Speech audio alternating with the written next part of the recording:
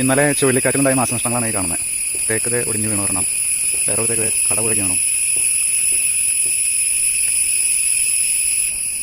തെങ്ങ് ഇവിടെ ഒന്ന് വീണിട്ടുണ്ട്, മറ്റൊരു തെങ്ങ് വീണ് കിടന്നു. ഇവിടെ ഒരു തേക്ക് പകുതി മുറിഞ്ഞു പോയി. നിറയെ കായുണ്ടായിരുന്നൊരു ജാതിമരം മൊത്തത്തിൽ കട പുഴയ്ക്ക് പോയി.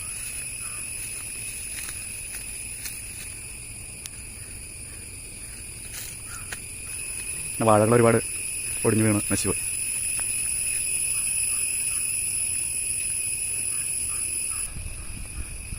മക്കട്ടദേവന്റെ ഫ്രൂട്ട് ചെടി ഒരു സൈഡിലോട്ട് ചെരിഞ്ഞു പോയി.